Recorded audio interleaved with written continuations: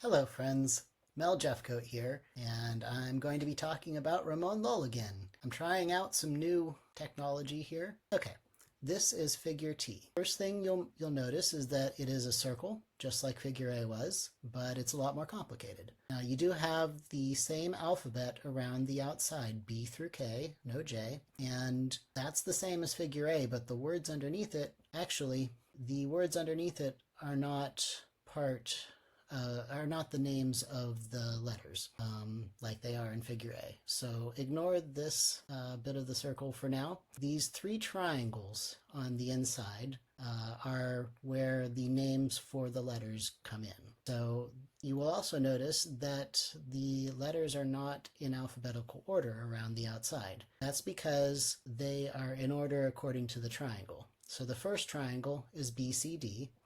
And there you see B, C, D.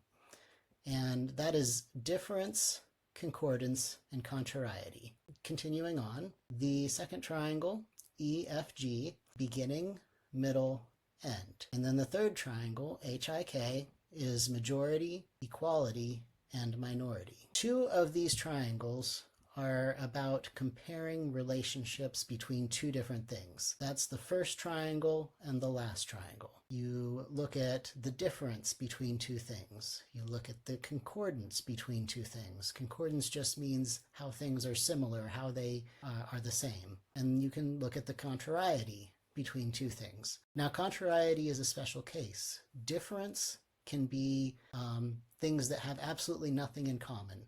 Or it can be things that have some traits in common, but in other ways they're different. And so you look at the different parts under difference.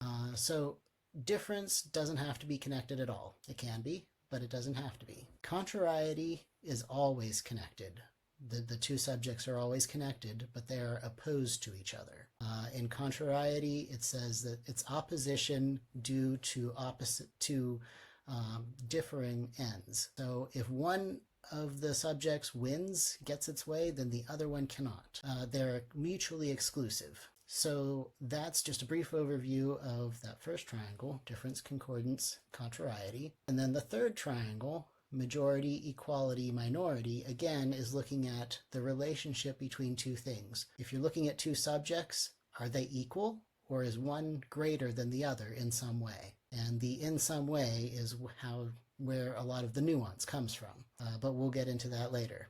I know I'll be saying that a lot. This system is very complicated, and there's a lot to learn to put yourself in the mindset of, a medieval thinker.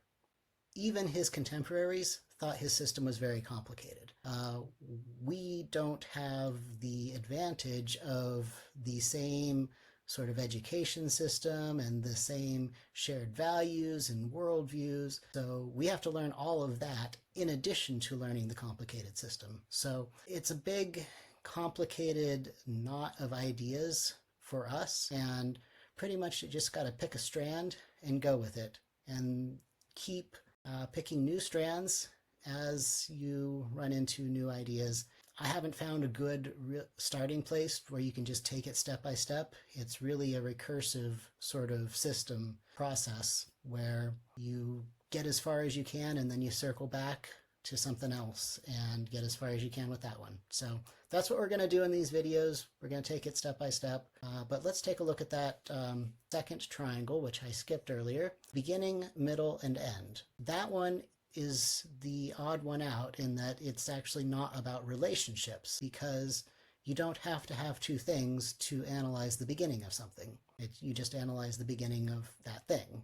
Same thing with the middle and same thing with the end. So that one is not about the relationship between two things. It's about a relationship of one thing, I guess. The one thing that we did not really look at in this video, and I'm going to save it for the more deep dives, is this ring right here underneath the letters, where there's a whole bunch of different words, and most of them have specialized meanings from medieval philosophy. So we will take a look at those in more depth in later videos. So now that you've seen figure A and figure T, those are the bulk of the system.